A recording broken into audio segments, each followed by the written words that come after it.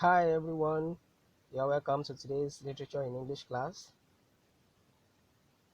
Today we are looking at Sonnet 18 and we shall be analyzing the poem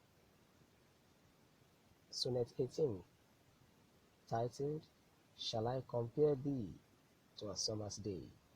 This poem is one of Shakespeare's 154 sonnets, and as we start now we shall be doing justice to the poem, looking at different uh, means by which Shakespeare in this poem passes his message across to the readers. We have four things we want to learn today. We want to be able to say what a sonnet is, talk about its distinguishing features, the types of it that we have. We also want to look at how to we also want to comment on the subject matter of this sonnet 18. We want to list and explain the themes in the sonnet. And lastly, we attempt to discuss the deployment of nature in praising the ideal lover in the sonnet. Okay, yes, these are the things we want to do. And quickly, let's now start. What is a Shakespearean sonnet? Generally, a sonnet is a poem of 14 lines. We have two types of sonnet. We have the Shakespearean or Elizabethan or English sonnet, and the other type is called the Petrarchan sonnet or the French sonnet. But our concern here is the Shakespearean sonnet. So what are the distinguishing features of a Shakespearean sonnet? A Shakespearean sonnet comprises three quatrains and a couplet, a rhyming couplet. The three quatrains discuss the subject matter, while the couplet summarizes the entire poem succinctly. Generally, the rhyme scheme of a typical Shakespearean sonnet is A B A B, C D C D, E F E F, G G. Now, what is sonnet 18? This is the sonnet. The quatrains have been highlighted in different colors for you to see. The rhyming scheme, how they align each quatrain together, and the couplet completing the sonnet. Now, let's quickly have an overview of what Sonnet 18 is saying. Sonnet 18 is devoted to praising a friend or a lover, somebody very, very daring, or somebody very, very dear to the poet persona or a fair youth.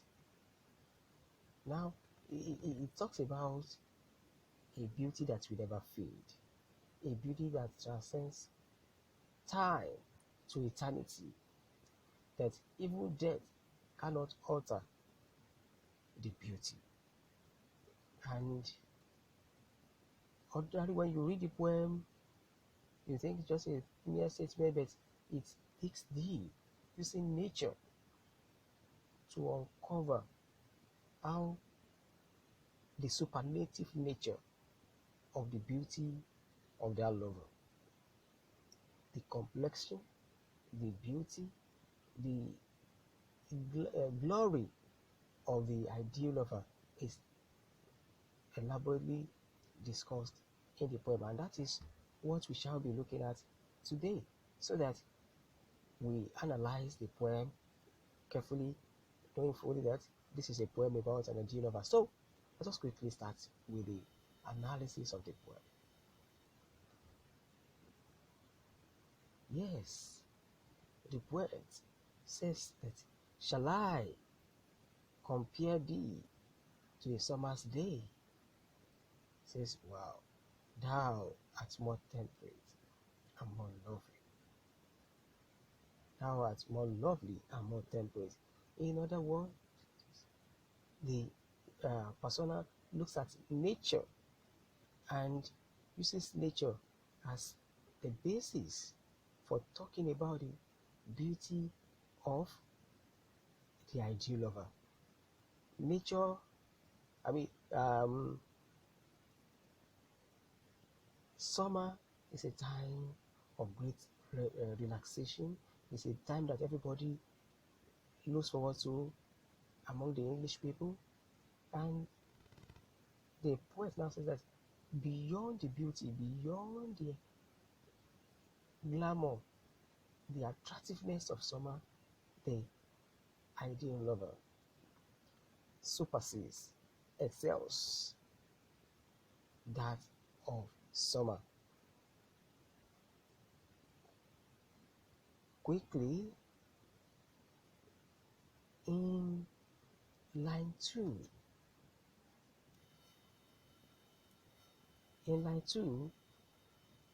the persona talks directly to the lover, say, thou art more lovely and more temperate. Looking at the ideal lover, thou, that is an archaic English word that means you. So addressing the lover as more beautiful, more attractive. In fact, summertime in England is a hit and miss affair, weather-wise. Winds blow, rain clouds gather, and before you know it, there you are. Summer has come and gone. So summer itself is not, is transient rather. Summer itself is transient. It's not forever. It is short-lived. On the other hand, the persona identifies this beautiful lover as a love that will never fade. According to the persona, most people's summer will, most people's beauty, like summer, will pass on too quickly. The summer you see glowing, beautiful, will soon fade and become rusty, dusty, and it will fade away.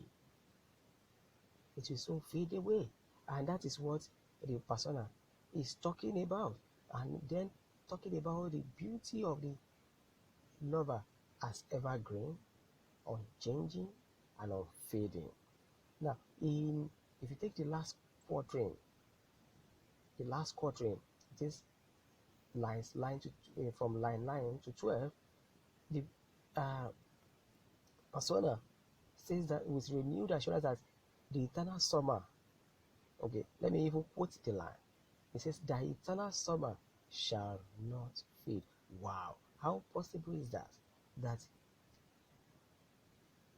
someone's beauty will never fade. That is the extent to which this persona, the voice in the sonnet, the high expectation that he asked for this lover, that the eternal summer will never end. There is a summer for everybody when everything is fair, beautiful, glowing, and attractive.